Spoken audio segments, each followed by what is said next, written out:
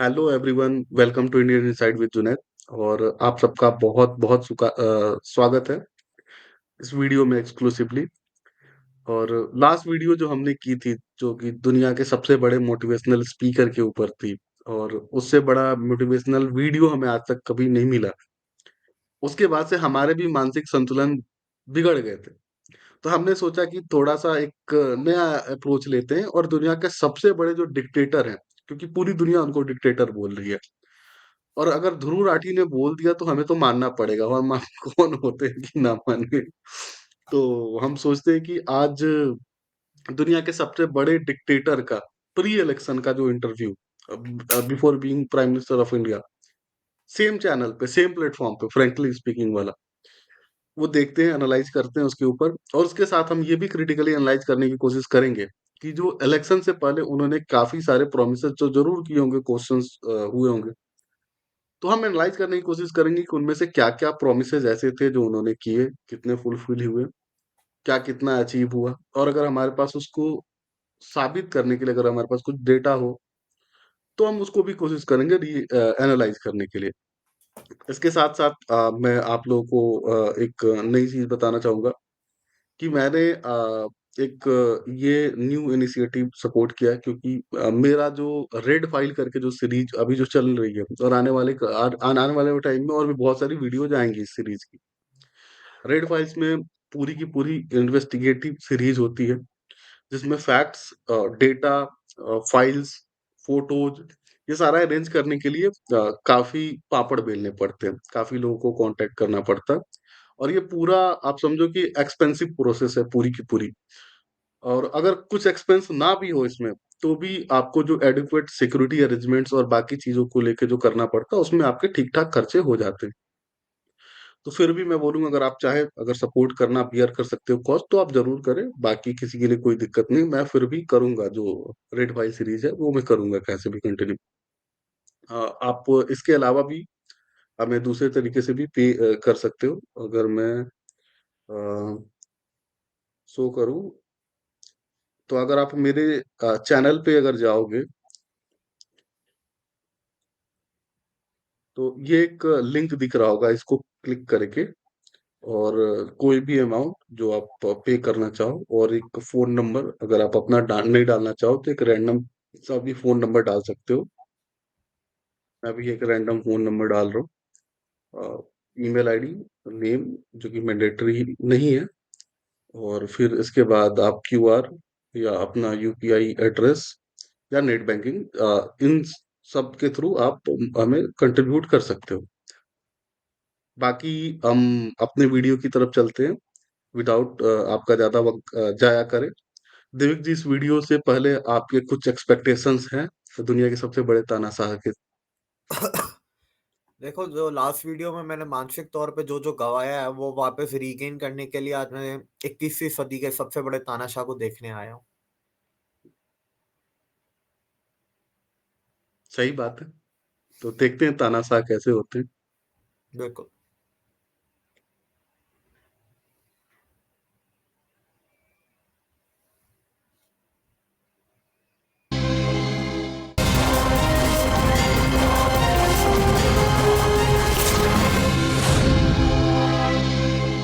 Mr. Modi, thank you very much for speaking to me on Frankly Speaking. It's, times now के दर्शकों को नमस्कार। it's been a long election, बड़ा लंबा election रहा ये। मोदी जी, ये इलेक्शन जब ये आखिरी पड़ाव पे आया है, when it is in its last stage, it has become bitter, it has become negative, it has become confrontational. Not even the election commission has been spared right now. You were named the prime ministerial candidate more than 7 or 8 months back. When you look back, क्या ये election campaign इस तरह होना चाहिए था? Should the election have been so bitter, so negative, so confrontational? Take the example of what has happened in Varanasi. दो अलग अलग चीज़ें करें अपन। आप देखे होंगे कि सितंबर 13 को प्रधानमंत्री पद के लिए उम्मीदवार के रूप में मुझे घोषित किया। 15 सितंबर को मेरी पहली रैली हुई रेवाड़ी में एक्स सर्विसमैन की, और तब से अब तक मैं सैकड़ों रैलियाँ कर चुका हूँ, सैकड़ों चाय पे चर्चा के कार्यक्रम कर चुका हूँ, सैकड़ों मेरी 3D सभाएँ हुई हैं, और शायद देश में इतने व्यापक तौर पर जनता को मिलने के लिए कोई गया हो, शायद ही कोई ऐसा मिलेगा। मेरे पूरे भाषणों का सब अवेलेबल है, एनालिसिस कीजिए। आपको ठीक है छोटा मोटा पॉलिटिकल कमेंट रहता है, लेकिन 95% आप देखोगे मैंने इश्यूज़ पे बातें की है, महंगाई पे, बेरोजगारी पे, किसानों की समस्या पे, सुरक्षा पर, इन्हीं विषयों पर मैं बोलता रहता हूँ। और मैं भारत सरकार से जवाब मांगता हूँ कि चुनाव भारत सरकार का है, तो जवाब भारत सरकार ने देना चाहिए। इतना बड़ा चुनाव हुआ, एक बार भी रूलिंग पार्टी के किसी व्यक्ति ने महंगाई पर बोला क्या? किसी इंटरव्यू वाले ने पूछा क्या? क्या महंगाई मुद्दा नहीं है क्या? भ्रष्टाचार मुद्दा है कि नहीं है? मैं हैरान हूँ, मेरे देश का मीडिया को भी क्या हो गया है। कम से कम वो तो रूलिंग पार्टी को पूछना चाहिए। हुआ क्या है कि मीडिया के लोग भी मोदी को गुजरात का पूछ रहे हैं। भाई गुजरात का तो मैंने 2012 के चुनाव में पाई का पल पल का हिसाब जनता को दे दिया। अभी जो कांग्रेस के मित्र गुजरात के बाहर जो आरोप लगा रहे हैं मेरे खिलाफ, वो सारे आरोप उन्होंने गुजरात में लगाए थे। गुजराती जनता ने उसका जवाब भी दे दिया। फिर भी मैं देश के न्यूट्रल लोगों से अपेक्षा करता था कि वे तो कम से कम बहस को मुद्दों पर ले जाएं। मुझे दुख के साथ कहना हूँ कि सिर्फ राजनीतिक दल नहीं, जिनसे न्यूट्रल लोगों से अपेक्षा थी, वे भी कम पड़ गए हैं। ये अच्छी चीज़ नहीं है।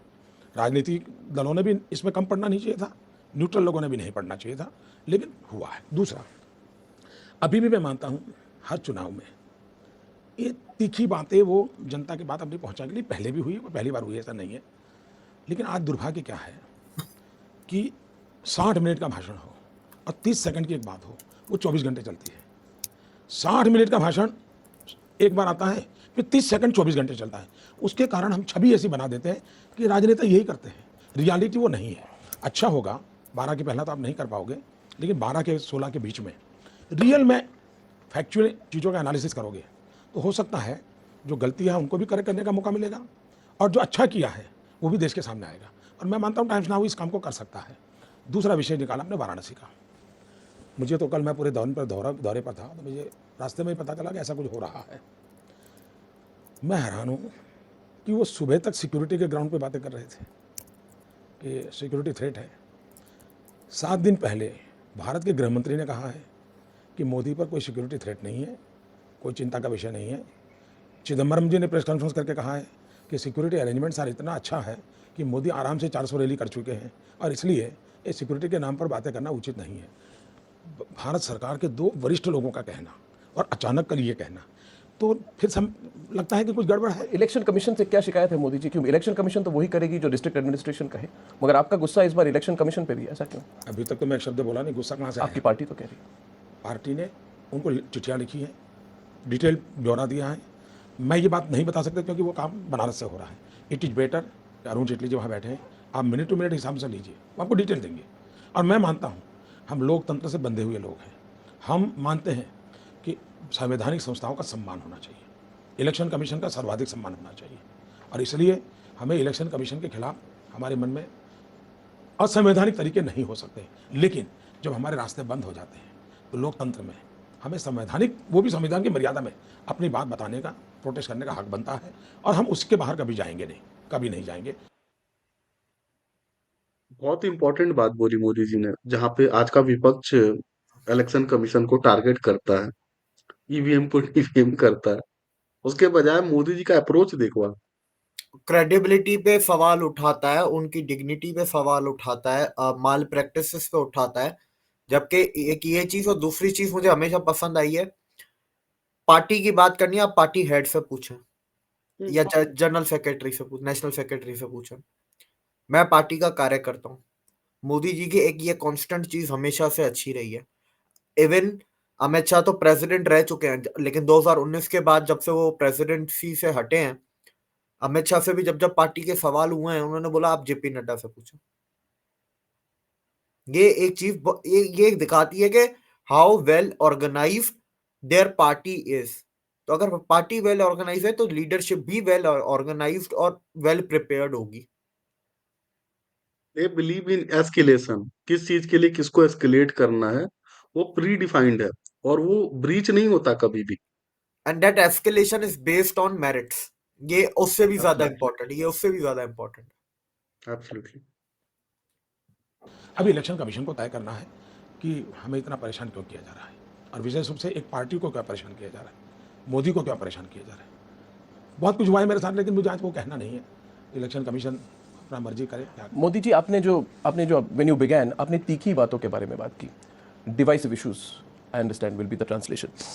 Mr. Modi, this election has been confrontational. There is no doubt about that. My question to you is, let me take one example of the recent controversy over your comments and your tweets on caste, which happened in this week. When Priyanka Gandhi responded to your Amethi rally, जब उन्होंने respond किया, उन्होंने कहा कि your comments on Rajiv Gandhi were low-level politics, but you chose to pick up only the words low-level, and you made it a duel or a confrontation over caste. Why did you give it a caste spin? And by giving it a caste spin, were you not aware that you would deliberately be getting caste back into this election in a big way? This election could have avoided the issue of मैं caste. हैरान हूँ times now को इस परिवार को protect करने में इतना इंटरेस्ट क्यों है? या टाइम्स नाउ का जिम्मा नहीं है कि राजीव गांधी के संबंध में जो बोला है पूरा का पूरा दुनिया को दिखाइए, एक शब्द बुरा हो, कटुता का हो, मैं सार्वजनिक रूप से क्षमा मांगने को तैयार। मैंने एक फैक्चुअल इन्फॉर्मेशन दी है, जो फैक्चुअल इन्फॉर्मेशन अवेलेबल है। मैंने ये कहा कि हैदराबाद के एयरपोर्ट पर आंध्र के चुने हुए मुख्यमंत्री का अपमान हुआ था। क्या इस बात को इनकार कर सकते हैं? कर सकते हैं? क्या इस देश की जनता को फैक्चुअल इन्फॉर्मेशन देना गलत है क्या? अगर पंडित नेहरू के ज़माने में कोई फैक्चुअल एरर हुआ, वो आज देश में कोई बताता है, तो क्या वो हम नेहरू जी का अपमान कर रहे हैं क्या? क्या हिस्ट्री में किसी चीज़ों का कोई चर्चा ही नहीं होगा क्या? हाँ, मैंने राजीव जी के लिए कुछ भद्दा बुरा बोला हूँ, तो उनकी बेटी के नाते गुस्सा, इससे भी ज़्यादा गुस्सा करने का हक है, उसके लिए मुझे कोई इतराज़ नहीं है। लेकिन आप उस बात की आप ही चर्चा न करो और मेरे गले में मर दो, तो ये तो शोभा नहीं देता है। और मैं चाहूँगा कि टाइम्स नाउ ये हिम्मत बताएं कि मोदी ने कहा फैक्चुअल क्या है, फैक्चुअल एरर है, और मेरे शब्द प्रयोगों में, ठीक है, कभी कभी आम सभा में बोलते हैं, एक कंटिन्यूटी होती है, शब्द कभी इधर आता, लेकिन इसमें तो नहीं आया है, इसमें तो नहीं आया है। तो आपको तो इमोशनल ब्लैकमेलिंग करने का हक बनता है, लेकिन हमें सत्य रखने का भी अधिकार नहीं है, इसलिए कि हम एक सामान्य समाज से आए, सामान्य परिवार से आए, कि ये देश ऐसा हो गया है, कि मेरा लोकतंत्र ऐसा हो गया है कि जो पूरा एक परिवार को समर्पित हो जाए, और एक गरीब आदमी कुछ बात बोले तो सारी दुनिया टूट पड़े। But do you believe that Priyanka Gandhi was making a reference to your caste?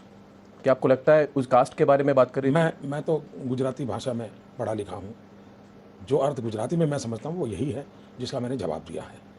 और दूसरी बात मैंने ये कही है, कल भी मैंने कहा, कल जब नीच कर्म और नीच जाति की बात हुई तो कल भी मैंने कहा है कि भाई CWG का घोटाला ये नीच राजनीति नहीं है क्या? टॉयलेट पेपर से पैसे खा जाना ये नीच राजनीति नहीं है क्या? सुप्रीम कोर्ट कहे कि गरीब बच्चों को अनाज बांट दो और आप अनाज सड़ने दो, और शराब बेचने बनाने वालों को 80 पैसे में अनाज दे दो, क्या ये नीच राजनीति नहीं है? ये नीच कर्म नहीं है? हमारे निर्भया के ऊपर इतना बड़ा कांड हो जाए, आप बजट में निर्भया के लिए 1000 करोड़ रुपये का बजट घोषित करो पूरे देश की माताओं बहनों के लिए, और साल भर एक पैसा खर्च न करो, सिर्फ बजट में लिखने के लिए लिख दो, और उससे ज़्यादा आप दोबारा इस इंटरिम बजट में भी फिर निर्भया का 1000 करोड़ घोषित कर दो, एक नया पैसा 1.5 साल से खर्च नहीं कर रहे हो। ये नीच राजनीति है नहीं है? ये नीच कर्म है नहीं है? अगर आप नीच राजनीति का जो अर्थ आप समझते हैं, नीच राजनीति का नीच कर्म की बात आप जो समझते, जो सोकल लोग अब समझाने लगे, मैं उसका भी जवाब दे रहा हूँ। निकाल दो जाति, चलो निकाल दो, मुझे कोई इतराज नहीं। मगर नरेंद्र मोदी की जो फिलॉसफी है, जो स्टेटेड फिलॉसफी वो है एक भारत श्रेष्ठ भारत, वही तो मेरा मंत्र है। तो मेरा सवाल यह है कि नरेंद्र मोदी को तो पता है कि अगर वो कास्ट की बात उठाए तो कास्ट पॉलिटिकल डिबेट में आ जाती है। आपने कहा कि नहीं, देखिए your accusation was on caste, that she made a reference to my caste. मैं बताता हूँ, मैंने ये कहा है कि शोभा नहीं देता है, ये शोभा नहीं देता है, और मैं मानता हूँ शोभा नहीं देता है, ये शब्द प्रयोग अच्छा नहीं है। उन्होंने जिस भाव से कहा है वो भी शब्द प्रयोग अच्छा नहीं है। मान लो मैं गलत समझा, मान लिया, लेकिन उन्होंने जो समझ के कहा है वो भी शब्द प्रयोग ठीक है क्या? लेकिन ये ऐसा परिवार है, लाखों परिवारों को पाला है, तो आप लोगों में कहाँ से हिम्मत होगी सच बोलने की? भाई इम्पॉसिबल। मोदी जी, हम तो सवाल सबको इक्वली पूछते हैं। सवाल पूछते हैं, मैं एक जी सवाल पूछते हैं, लेकिन कुछ सवाल एक आध बार के लिए काम आता है, और कुछ सवाल हैं जो 6-6 महीने तक चलाए जाते हैं, तब जाके पता चलता है कि आप कहाँ दबे हुए, कहाँ बंधे हुए, और कहाँ आप खुल करके आते हैं। मोदी जी, हम पे कोई दबाव तो है नहीं, तो इस बात को मैं आपके सामने सीधी तौर से रख रहा हूँ, मगर मैं फिर मूल सवाल पे आ रहा हूँ। The issue is that of एक भारत श्रेष्ठ भारत। मोदी जी, क्या आप मानते हैं, this hour country now it's 24 years after Mandal, 22 years after the Babri Masjid demolition. Many people felt that this election was a real opportunity to move beyond caste and to move totally beyond religion. And that you could have played a role in actually making sure that the focus totally moves away from caste and religion. My question to you, Mr. Modi, is that when people like Amit Shah said Mullah Mulayam, there was a religious symbolism to it.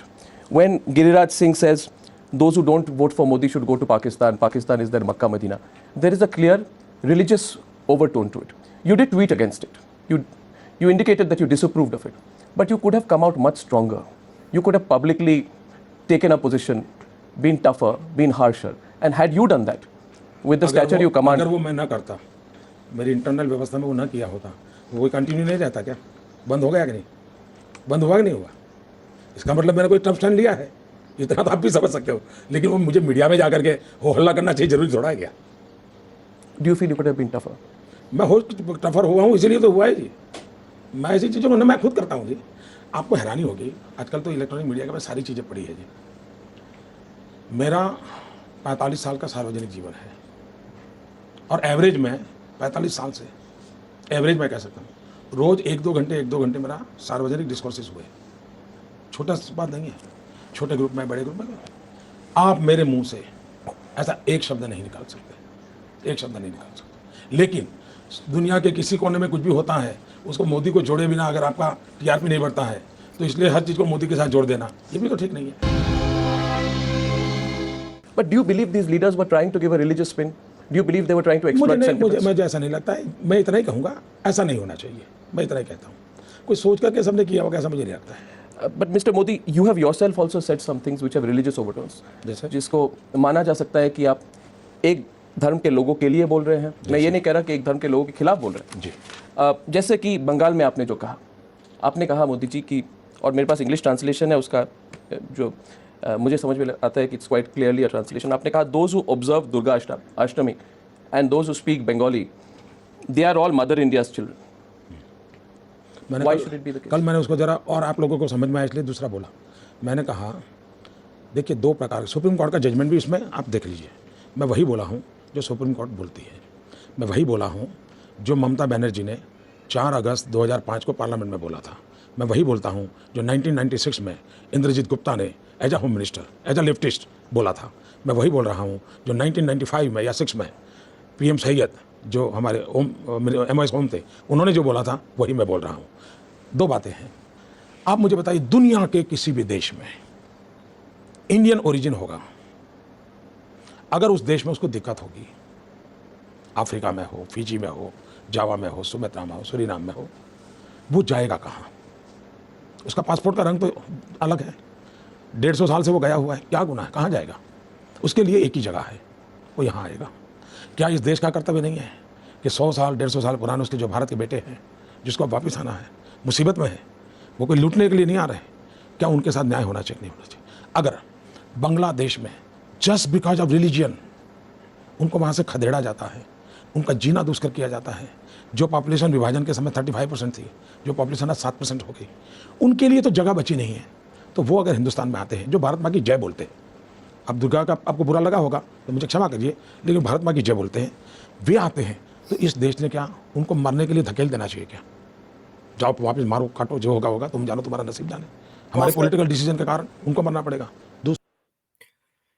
मैं आज लिख के देता हूँ 99% Indians को 2014 में Suriname, Guyana, इन मुल्कों का पता भी नहीं था कि वहाँ की 50% से ज्यादा की आबादी इंडियन ओरिजिन है, बिल्कुल सही बात। और इस लीडर को पता है। दूसरी चीज जो अभी इसने बड़ी मजाइया मोदी जी ने बोली, सीए, एनआरसी जो चीजें हैं इस ना दूसरी चीज कि वो भारत माता की जय बोलता है, वो इम्पोर्टेंट है। दुर्गा का तो आपको बुरा लगा ही होगा।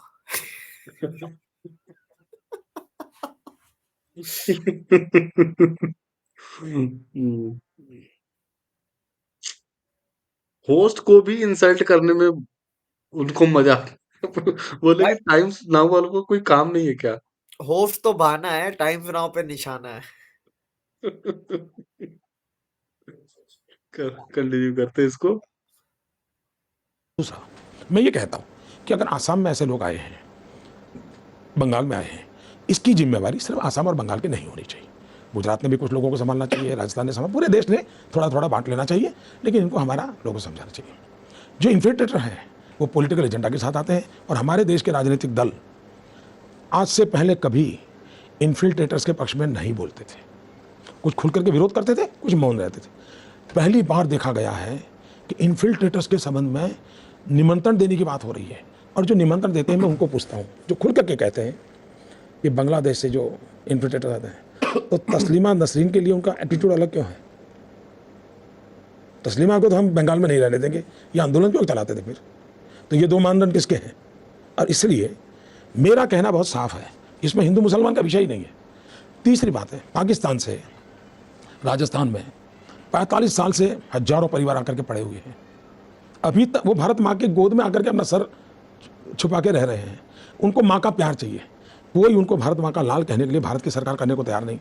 आपके यहाँ बंगाल में मथुआ समाज है जो बांग्लादेश से आया है, भारत माँ की जय करने के लिए आया, और कोई इरादा नहीं उसका, कुछ लेना पाना, गरीब लोग हैं। 40 साल हो गए उनको नागरिकत्व नहीं दिया जा रहा है, सिटीजनशिप नहीं दिया। आप बांग्लादेशियों को तो सब दे रहे हो, घुसपैठियों को, शरणार्थी को कुछ नहीं दे रहे हो। ये जो हमारी वोट बैंक की राजनीति है, किसी ने तो वोट बैंक की राजनीति के खिलाफ बोलना चाहिए कि नहीं बोलना चाहिए। और अगर देश के हित में बोलना, मैं हैरान हूँ, आप जैसे लोग टेररिज्म के खिलाफ बोलो तो बोले सांप्रदायिक, जनसंख्या वृद्धि के लिए बोलो तो बोले सांप्रदायिक, घुसपैठियों के लिए बोलो तो सांप्रदायिक, तो मेरे देश के लिए कौन बोलेगा भाई? नहीं मोदी जी, देखिए, India is not a one religion country. India and India has not been a country which is only Hinduism has gone from India to the world. There are several religions which originate in India. My question to you, Mr. Modi, is that when on April 7th you released your manifesto, and what you are saying is that I am not giving a religious color, I am only talking about people who are persecuted, and I am welcoming back people who are persecuted. In your manifesto, you said good governance and development, but in your manifesto, you also say that India shall remain a natural home for persecuted Hindus, and these persecuted Hindus will be welcome to seek refuge here. My very simple question to you is बहुत simple सवाल है, why only persecuted Hindus, Mr. Modi? Why not persecuted Buddhists? Why not persecuted Sikhs? Why not persecuted Jains? Why not persecuted Muslims or persecuted Christians? Because if the BJP the, speaks the language of inclusion, then Mr. Modi, your manifesto should have said persecuted आप Sikhs, जो बोलते हैं Jains, सब, आप जो बोलते हैं सब मैं मानने को तैयार हूँ, but it's not in your manifesto. हम मानते हैं कि सब हमारे ही लोग हैं इस देश में पले बड़े सब। इसको दुनिया सुप्रीम कोर्ट के जजमेंट के अनुसार, हिंदू ये रिलीजन नहीं है, हिंदू ये वे ऑफ लाइफ है। आप रिलीजन में चले गए, हम सुप्रीम कोर्ट के जजमेंट के हिसाब से चलते हैं। सुप्रीम कोर्ट के जजमेंट के हिसाब से हिंदू ये वे ऑफ लाइफ है, और उसमें न बुद्ध को इतराज है न सिख को इतराज है। इतना ही नहीं, आज भी केरल में हमारे ईसाई संप्रदाय ऐसे हैं जो इसी प्रकार से जीवन जीते हैं। ये आप डिस्क्रिमिनेट करते हैं, हम नहीं करते हैं। नहीं, मगर आपके मैनिफेस्टो में तो सिर्फ हिंदूज का रेफरेंस था। हम हिंदू रेफरेंस जो करते हैं वो सुप्रीम कोर्ट के जजमेंट के हिसाब से करते हैं, वे ऑफ लाइफ के रिलीजन के हिसाब से नहीं करते। So the reference to Hindus in the manifesto we have is nothing to, we don't believe that, हम मानने को तैयार नहीं। वो जो थ्योरी है कि सिंधु नदी के किनारे बसने वाला हर आदमी हिंदू है, वो कोई भी हो, मुस्लिम हो, क्रिश्चियन हो, क्या हो सकता है? सिंधु नदी के इस पार है तो भाई आप हिंदू हैं, इस वे ऑफ लाइफ का हिस्सा है। यार 20 मिनट हो गए, इंटरव्यू बहुत लंबा है, पर मैं लोगों को कहना चाहूंगा कि नोटिस करो द प्रिपरेशन फॉर देयर बिल्कुल। Interviews, for their candidacy, and for the power they are fighting for, और for the position they are fighting for. Preparation देखो। अब बताओ, उस टाइम पे उनको इतना डिटेल में पता कि कहाँ कौन सा ट्राइब कितनी पॉपुलेशन में आके है, उनकी क्या प्रॉब्लम्स है, किसको अरे आईडी कार्ड स्टेट मिले के बारे नहीं। में पता है, सुप्रीम कोर्ट्स का पता है, जजमेंट्स का, कॉन्स्टिट्यूशन का रेफरेंस दिया है इन्होंने। इन्होंने हिस्टोरिक रेफरेंसेस कितने दिए जो बंगाल वाले इशू पे, कि ये तो ममता ने 2005 में भी बोला था, ऊपर 95 96 में एक लेफ्टिस्ट मिनिस्टर ने बोला था, उससे पहले एमओएस होम से होम स्टेट जो मिनिस्टर थे उन्होंने भी बोला था। कितने सारे नाम लिए, तो हिस्ट्री पे भी ग्रिप है। लेकिन क्या फायदा, है तो तानाशाही ना, क्या फायदा है सब जानकारी रखने का? यार मैं कहता हूँ, अगर मोदी, मैं आखिर में ही जवाब दूंगा, छोड़ो। नहीं, हिंदू रिलीजन है, मानने को तैयार नहीं है। Hindu is way of life. and you just spoke in your first answer, you said निमंत्रण देने की बात है, इन्फिल्ट्रेटर्स को निमंत्रण देने की बात है। जस्ट एक फॉलो अप क्वेश्चन है उसका, मोदी जी, कि बांग्लादेश में आज करीब 8 या 10% पॉपुलेशन जो है हिंदू है, यानी कि 15 million, there be 150 lakh Bangladeshis who will be Hindus. Are you also not giving an open invitation in that sense by saying that all those who celebrate Durga Ashtami and Yanua persecuted will be मैं welcome? मानता हूँ ये अर्थ निकालना गलत है, उनकी तो मजबूरी है, मुसीबत है, उनका जीना मुश्किल हो गया। और मैं चाहूँगा कि टाइम्स नाउ एक 3-4 महीने वहाँ रिसर्च करें, मेहनत करें, और ह्यूमन कॉज के लिए विश्व के सामने बांग्लादेश की हालत क्या बनी है दुनिया के सामने लाएं। मोदी का वजन लेने की जरूरत No, नहीं। because this clarification is very important when you said that. आज ही का न्यूज है कि बांग्लादेश के का जो डिस्ट्रिक्ट है गोपालगंज, वहां पे एक मंदिर में जो पूजा करने वाली एक औरत थी, जो पूजा पाठ करती थी, उनको, वो बूढ़ी औरत 53 54 एज होगी उनकी, उसको गैंग रेप हुआ उनका। मतलब मैं और आप सोच भी नहीं सकते ये हुआ। और ये गोपालगंज क्या है? गोपालगंज शेख मुजीबुर रहमान का होम डिस्ट्रिक्ट है। और मतलब आप समझो कि सेफ सीट है शेख हसीना की। वहां से उन्होंने कभी इलेक्शन हारा नहीं है ये फैमिली ने। वहां पे ये चीजें हो रही हैं। मेरे भी दोस्त हैं बांग्लादेश के गोपालगंज से। तो मुझे थोड़ी सी ग्राउंड रियलिटी पता है, लेकिन आज भी ये जो इवन जो 71 का जो पूरा जो चैप्टर था, वो शुरू तो हिंदुओं के ऊपर अत्याचार से ही हुआ था ना। बाद में वो बंगाली लोग आए थे। देव जी, आप उसमें कुछ ऐड करेंगे? अभी नहीं, बाद में। The reference to persecuted Hindus, because this has been a subject of discussion मेरा for, मुद्दा for a long time, Mr. Modi, and I'm sure you're aware of it. नहीं नहीं, सुप्रीम कोर्ट ने कहा है जी, सुप्रीम कोर्ट ने कहा है आपको करना पड़ेगा। ये वोट बैंक की राजनीति करने नहीं देती जी। मैं तो ये, आप बांग्लादेश से सीमित हो जाते हैं तो मुश्किल होती है। अब फिजी, जावा, सुमेत्रा, अफ्रीका सब देखो ना भाई, कहाँ जाएगा वो? क्योंकि जब ये मैं मैनिफेस्टो बताता हूँ, जब अफ्रीका में बीच में आतंकवादियों ने हमले बोले, तो सारे जो ओरिजिनल गुजराती थे बेचारे बोलना भी नहीं आता है, 100 साल पहले गए थे, तुरंत मेरा संपर्क किया, साहब हम क्या करें, हम कहाँ जाएं, क्या करोगे आप मुझे बताइए ना। So you are saying all persecuted people whose families may be of Indian origin, whether they are Christian or Muslim or Sikhs or Jains, that India is their natural home? Is that what you're saying? बिल्कुल स्वाभाविक है भाई, लेकिन इसका मतलब आप विभाजन के जोड़ में ना मत, वरना आप 1947 की घटना को भी जोड़ के कर दोगे। नहीं, मैं तो ये खेल मत करना। नहीं, मैं बताता हूँ, मैं साफ बताता हूँ, मुझे कोई संकोच नहीं है, और मैं वोट बैंक की राजनीति के लिए उलझता नहीं हूँ जी। वोट आते हैं, सरकारें आती हैं, जाती है, जाने दीजिए, देश अजरा अमर होता है। दुनिया के किसी भी देश में रहने वाला व्यक्ति, जिसका पासपोर्ट का कलर कोई भी हो, खून का रंग अगर हमसे मिलता है, उसका हक बनता है हिंदुस्तान पे।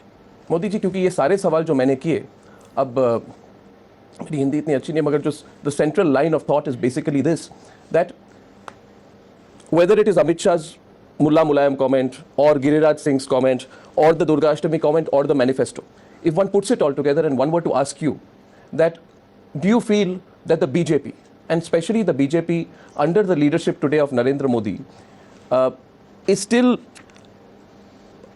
seen to be a right-wing religion-based party that leans more, and this clarification of yours on the manifesto is important, that this election, did it give you an opportunity to break away from the mode of being a right-wing religion-based party? पहली बात है, And did you take up that opportunity? पहली बात है, इस पूरे चुनाव को हमारी भरपूर कोशिश रही है गुड गवर्नेंस एंड डेवलपमेंट पे आगे ले जाना। हमारी कोशिश रही है कि 21वीं सदी का हिंदुस्तान कैसा हो, उन सपनों को उजागर करने वाला चुनाव हो। हमारी कोशिश रही है कि जिनको आगे की ज़िंदगी का भविष्य तय करना है, उन नौजवानों को केंद्र में रख करके पूरे इलेक्शन कैंपेन को चलाया जाए। और मैं विश्वास से कहता हूँ, इन्हीं मुद्दों के कारण हमें जन समर्थन मिला है और हम इन मुद्दों के साथ कमिटेड हैं। और मैं मानता हूं कि देश, भारतीय जनता पार्टी जो भाषा बोल रही है, भारतीय जनता पार्टी जिन मुद्दों को लेकर के चुनाव में चली है, उसको देश की जनता ने कोई क्वेश्चन नहीं किया है। लेकिन 60 साल से एक परिवार से जुड़े हुए वेस्टेड इंटरेस्ट ग्रुप हैं, उनके लिए उससे बाहर निकलना बड़ा मुश्किल है। देश की जनता निकल चुकी है। मोदी जी, राहुल गांधी के साथ जब मैंने इंटरव्यू किया था जनवरी में, जब कैंपेन शुरू हुआ था, I done interview with Rahul Gandhi since he was being projected by the party as not its prime ministerial candidate but their principal campaigner. So I had asked him one question in the context of the 1984 riots. I said to him that, are any congressmen, do you think any congressmen when you look back were involved in the 1984 riots? My question to you is this, that in your view, were any members of the Sangh Parivar, VHP, BJP involved in the 2002 riots? मैं मानता हूं कि गुजरात के दंगों में जितना vibrant judiciary रही है, जितना एक्टिविज़म रहा है जुडिशरी का, और जितना वाइब्रेंट मीडिया रहा है, और जितना ओवर एक्टिव NGOs रहे हैं, जितना इंटरनेशनल एजेंसियां रही हैं, उसके बाद सारी स्क्रूटनी के बाद मैं मानता हूं उनको निर्णय करने दीजिए। मोदी के सर्टिफिकेट की कोई ज़रूरत नहीं है, और मोदी के सर्टिफिकेट पर भरोसा भी नहीं करना चाहिए। मोदी के सर्टिफिकेट पे जरा भी विश्वास नहीं करना चाहिए। कॉन्स्टिट्यूशनल अथॉरिटीज पर ही भरोसा करना चाहिए। एंड लेट, उन्होंने किया है, आगे भी करेंगे। No, there is one side is the legal process. और दूसरा मैं Yes. कहना चाहूँगा कि आप भी अपना नाम हिस्ट्री में दर्ज करा दीजिए कि आपने पहला इंटरव्यू जिसका किया था और आखिरी इंटरव्यू जिसका कर रहे हो, तो टाइम्स नाउ को क्रेडिट मिल गई है। No, I don't want any credit, Mr. Modi. My job honestly is to speak to all the people in this election and ask them all the questions that I possibly can. And Mr. Modi, I know that you have been given a clean sheet. by the courts, and I know that the courts have found nothing against you in the Gujarat riots. But in the spirit of my questioning, there are just one or two more questions I'd like to ask. The question is on Mayaben Kodnani. Now, I was reading quite a few books which actually say that Mayaben Kodnani was more a supporter of Keshubhai Patel. She was certainly not politically in the Narendra Modi camp. Yet, despite the charges against her, which were quite serious, you brought her as a cabinet minister in 2007. When you look back, Mr. Modi, given her conviction, do you regret that? Do you feel you made a mistake? आपको क्या है यार, कौन जानकारी देता है? Research तो करो यार. मैं तो मानता था अन्ना बड़ी रिसर्च करता है. आपकी जानकारी के लिए उस समय उन पर कोई चार्जेज नहीं थे. बाद में जब यूपीए 2 बना, यूपीए 2 बनने के बाद जो सारे खेल चले, उसमें से जो आया, फिर एसआईटी बनी, उसके बाद उनको डाला गया. तो जब मैंने मिनिस्टर बनाया था तब उन पर चार्जेज नहीं थे, आपकी जानकारी के लिए. लेकिन फिर भी मैं मानता हूँ उनको भी अभी कई कोर्ट से अपना न्याय लेने का हक बनता है. एक नागरिक का उनका हक है, उनको अपना काम करने दीजिए. Mr. Modi, do you believe in retrospect that she could have been protected by the state agencies or the police, Mayaben Kodnani in this case? Because during the trial, ये काम दिल्ली में बहुत हुआ, 84 के बाद बहुत हुआ. मेरा स्पष्ट मत है, कानून को कानून का काम करना देना चाहिए. मेरी सरकार का काम न किसी की मदद करना है, न किसी को प्रताड़ित करना है. मेरी सरकार को मुझे उससे अलग रखना चाहिए, और मैं हमेशा रखता आया हूँ. मेरे खुद के लिए भी रखा है मैंने. ये आपके गले नहीं उतरेगा, क्योंकि आप इतना गंद दिमाग में भर के लोग, आप ये नॉट अर्नब गोस्वामी, एक टोली है. ये सत्य समझने के लिए उनको भी और 25 साल लगेंगे, सत्य जानने के लिए, स्वीकार करने के लिए. in my mind, I have no gun, or I have no biases or prejudices. I'm just asking you, Mr. Modi, that after the clean sheet which you got, you wrote a very detailed blog in which you said that I had repeatedly reiterated the same principles in my daily interactions with the media in those fateful days of February, March 2002 as well, publicly underlining, and I'm reading from your blog, the political will as well as the moral responsibility of the government to ensure peace, deliver justice, and punish all those guilty of violence. Mr. Modi, do you feel that your government fulfilled this moral responsibility to ensure peace, not necessarily. deliver peace, आगे जाने की जरूरत नहीं है. आप एक काम करो, and handle the आप एक काम करो, just let me complete, आप एक काम and करो, handle the situation with the political will that was required. सुनिए, आप एडिटर हो, आप बाद में जाके एक भाषण 1 घंटे का दे देना, मुझे क्या प्रॉब्लम है? No, I don't know. आपकी चैनल है, आप बोलते रहना, answer the question. आप बोलते रहना, मुझे कोई प्रॉब्लम नहीं. देखिए, आप एक काम कीजिए, हिंदुस्तान के आपको पसंद आए ऐसे 10 कम्युनल राइट उठा लीजिए, पूरे देश के कोई भी 10, उसमें एक 2002 भी ले लीजिए. उसमें कितने एफआईआर दर्ज हुई, कितने अरेस्ट हुए, कितने केस चले, कितनों को सजा हुई, और वो डाटा देश के सामने रख दीजिए. उसमें से अगर आपको लगता है कि मोदी ने फुलफिल नहीं किया, तो 6 दिन प्राइम टाइम में इसी को आप देते रहिए, मुझे कोई प्रॉब्लम नहीं. और अगर मोदी सच है तो ईमानदारी से 30 सेकंड के लिए भी सही न्यूज़ दे देना. No, we've covered all sides of the story, including when you were given a clean sheet by the courts, Mr. Modi. So on that, we maintain absolute objectivity. Mr. Modi, my next question to you is on the question of allies, because it's a very significant question. It's a political question. Are you absolutely sure, completely 100% confident, Mr. Modi, that you will cross 272 by yourself and that you will need no other parties to form the government in Delhi? दो चीज़ आप mix करते हो.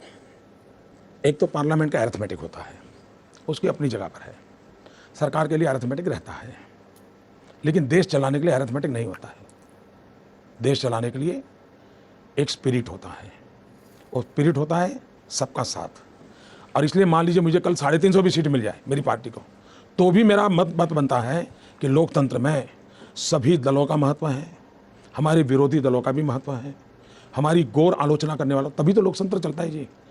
सरकार चलाने के लिए number तो देश दे देगा, देश चलाने के लिए मुझे सबका सहयोग चाहिए, और मैं जितना कर सकता हूँ करूँगा सबका सहयोग लेने के लिए, चाहे वो कम्युनिस्ट पार्टी के हो, चाहे कांग्रेस पार्टी के हो. भाई देश चलाना अलग विषय है, सरकार चलाना अलग है. और इसलिए दोनों को आप ऐसे मत कीजिए, आंकड़ों में मत जोड़िए. आंकड़े तो 16 तारीख को पता चल जाएगा. इसको हमें 350 सीट मिल जाए तो भी मैं मानता हूँ एक पार्टी का कोई एक एमपी चुन करके आया होगा ना, मेरे लिए वो उतना ही मूल्यवान है जितने की 125 करोड़ देशवासी मूल्यवान है. आप जो आंसर दे रहे हैं वो दे रहे हैं respect and importance of every person and the importance of taking everyone along. It's a responsibility. Yes, but I also know that Narendra Modi is a very savvy politician, and Mr. Modi, you must admit it, you also know the importance of political arithmetic. Let me bring you back to my question, Mr. Modi. Everyone is watching this interview, and what they want to know from you is that are you saying that in a post-poll scenario, and please restrict your answer in the context of political arithmetic. I know you spoke about chemistry, and I also know, that having interviewed you several times in the past, that you are, if you want to, you are very good at avoiding the question. But I want to bring you back to the question. Mr. Modi, tell me, are you absolutely sure that there are all these parties who you have severely criticized, and they have severely criticized you? that you will not seek the support of these parties who have bitterly criticized you and who you have bitterly criticized in the course of these campaigns. I'm talking about parties like Mayawati, Mamta Banerjee, even Jayalalitha to some extent, even Naveen Patnaik to some extent. Can you do business with them if you have to? देखिए मैं बताता हूँ, आप चुनाव अभियान की जो बातें हैं ना, उसके आधार पर राजनीति नहीं चलती है। आप थोड़ा पुराना इतिहास देख लीजिए ना, पुराना इतिहास, चुनाव की राजनीति, चुनाव एक अलग माहौल होता है, लोक शिक्षा करना एक जिम्मेवारी होती है, हर दल अपनी बात बताता है, अलग अलग तरीके से बताता है, और इसलिए इस चीज़ों को मत चिंता कीजिए, इसकी चिंता मत कीजिए। देखिए मैं बताता हूँ, जिस दिन मोदी को प्रधानमंत्री पद का उम्मीदवार घोषित किया गया, तब देश के सभी मेन स्ट्रीम मीडिया का एक ही सेंट्रल स्टोरी था कि बीजेपी को कोई साथी नहीं मिलेंगे, सेंट्रल स्टोरी था। और हिंदुस्तान के राजनीतिक इतिहास में ये पहला चुनाव ऐसा है कि जिसमें बीजेपी के साथ 25 पार्टियां प्री पोल अलायंस के साथ चुनाव लड़ रही है। एनडीए के समय भी कभी प्री पोल अलायंस हमारा नहीं हुआ था, कांग्रेस का भी कभी इतना बड़ा प्री पोल अलायंस नहीं हुआ था। और इसलिए ट्रैक रिकॉर्ड से भी एनालिसिस करें, अरिथमेटिक छोड़ दो, केमिस्ट्री छोड़ दो, तो भी कुछ आपके सवालों का जवाब अपने आप मिल जाता है। पर मोदी जी, मैंने आपके जब अमेठी में आपने स्पीच दी स्मृति ईरानी के समर्थन में, जहाँ पे आपने कहा कि शी इज़ माई छोटी बहन, तो आपने एक और बात कही थी कि अगर ज़रूरत पड़े तो कुछ काम इधर कराना हो तो मैं करा सकता हूँ, समाजवादी पार्टी में अगर मुलायम सिंह यादव को कहूँ तो वो आके काम करेंगे। तो मैं दो बातें होती है, एक बात होती है कि किसी के साथ काम करके देश को आगे चलाना, दूसरी बात होती है पॉलिटिकल अरिथमेटिक। मैं तीसरी बार और एक बार इस प्रश्न की कोशिश करूंगा आपसे पूछने कि अगर ज़रूरत पड़े आंकड़े लाने के लिए, if you to bring the numbers together, are you willing to reach out to Mayawati? Because the BJP and the BSP have worked together in the past. Are you willing to reach out to Mamta Banerjee? Are you willing to reach out to Jayalalitha if required to form the government, to get the numbers and form a strong government? दो विषय जरा आपको मैं समझा दूं, और मैं चाहता हूं आप इसी पर पूरा इंटरव्यू पूरा कीजिए, मुझे प्रॉब्लम नहीं है। मैं आपको बताता हूं मैंने अमेठी में क्या कहा। अमेठी में मेरा विषय ये था, मैंने कहा राहुल जी ने ये कहा कि डेवलपमेंट इसलिए नहीं हुआ है, स्टेट गवर्नमेंट हमारा रिस्पॉन्ड नहीं करती। That was statement. मैंने जवाब दिया, मैंने कहा ऐसा नहीं होता है, अगर ऐसा हुआ है तो आप सार्वजनिक करो कि आपने स्टेट गवर्नमेंट को कितनी चिट्ठियाँ लिखी है, सार्वजनिक करो, आपका काम स्टेट गवर्नमेंट रोकाएगा। और मैंने कहा मुलायम सिंह जी अपने इलाके में रोड बनता है तो मना क्यों करेंगे, अपने यहाँ में अस्पताल बनता है तो क्यों मना करेंगे। तो मैंने कहा ये और 200 पर 2 बार मैंने कहा मुझे विश्वास है कि मुलायम सिंह जी का मेरा राजनीतिक मतभेद होगा तो भी अगर मैं डेवलपमेंट का काम लेके जाऊंगा, मुलायम सिंह जी की सहर्ष स्वीकार करेंगे। मैंने ये भी कहा कि वहाँ 3 एसपी के एमएलए हैं, 2 बीएसपी के एमएलए हैं, वो भी अगर स्मृति ईरानी जी चुनकर के बाद अच्छा काम लेके जाएंगे, जरूर उनका समर्थन करेंगे। ये मैंने बहुत प्रैक्टिकल विषय रखा। जी बिल्कुल। अब मेरा दूसरा सवाल। हाँ, अब दूसरा आपका सवाल है, वो सवाल आपका इरेलेवेंट इसलिए है क्योंकि सरकार बनाने के लिए भारतीय जनता पार्टी को देश की जनता भरपूर समर्थन दे रही है, लेकिन जब समर्थन मिलता है तो अहंकार नहीं देती है जनता, जिम्मेवारी देती है। अहंकार मुझे अलग ले जाता है, जिम्मेवारी मुझे जोड़ने के लिए ले जाती है।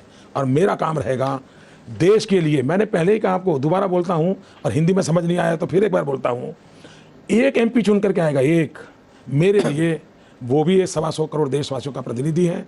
सरकार चलाना का मतलब होता है, भले नंबर गेम हो, देश चलाने का मतलब होता है सबका साथ लेना ही चाहिए, सबको साथ लेकर के ही चलना चाहिए। और मैं ये नहीं मानता हूँ कि एक बीजेपी है जिसको देश का भला करना है और औरों को नहीं करना है, हम ऐसा नहीं मानते। हल्ले के विचार अलग अलग होंगे, लेकिन सब लोग देश का भला करना चाहते हैं। पर मोदी जी, आपने why did you antagonize so many parties? Let me give the example of one. Let me take the example of Mamta Banerjee, with whom your greatest war is now going on. You are having a great war with Mayawati now, but you had a longer war with Mamta Banerjee. In one of your recent interviews, Mr. Modi, you said that your decision, I think it was to ABP, you said that your decision to, change the pitch of the attack as the campaign progressed was a strategic decision. But on April 9th, since I've been following all your rallies and your speeches quite carefully, on April 9th, you made a speech where you said that Mamta Banerjee is trying to clear up the potholes of Bengal, which were not cleared up for 32 years. In other words, you said she was doing development work. Later, as the campaign progressed, you are extremely critical of Mamta Banerjee, and you've said that you understood my question. So why did you change why did you change your line of attack? Did you change the facts? Facts भी क्या आपने बदल दिए अपने attack को लेकर? मैं बताता हूँ। मैं मानता हूँ कि 35 साल लेफ्ट ने बंगाल को बर्बाद कर दिया। पूरा ईस्टर्न इंडिया है, आप देखिए, अगर कलकत्ता बहुत ही इकोनॉमिकली वाइब्रेंट होता तो पूरे ईस्टर्न इंडिया को बहुत बड़ा फ़ायदा होता। लेकिन दुर्भाग्य से हिंदुस्तान के डेवलपमेंट में पश्चिम बंगाल, जो कि ईस्टर्न इंडिया में बहुत बड़ा रोल कर सकता है, वो एक प्रकार से एक टापू बन गया। सारे हिंदुस्तान की गतिविधि से कट हो गए। 35 साल ऐसे खराब गए।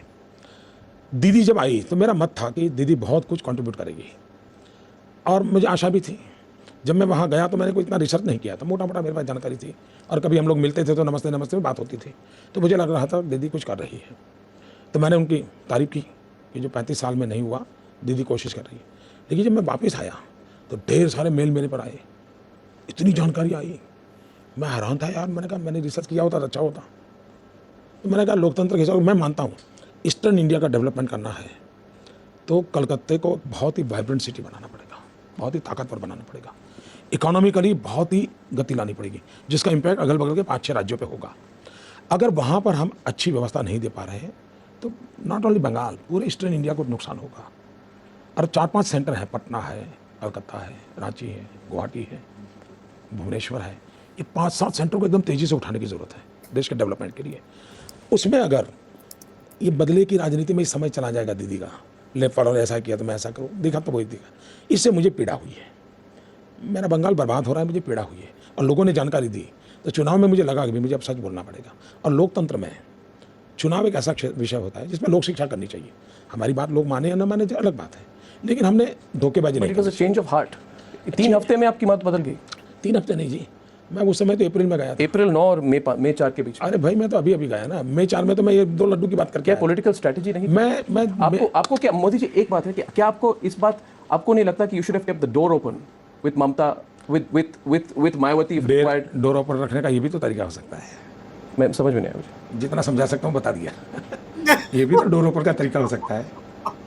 जरा विस्तृत रूप से समझाइए। अब ज़्यादा अभी नहीं करूँगा, 12 के बाद करूँगा। So you change your line after the 12th?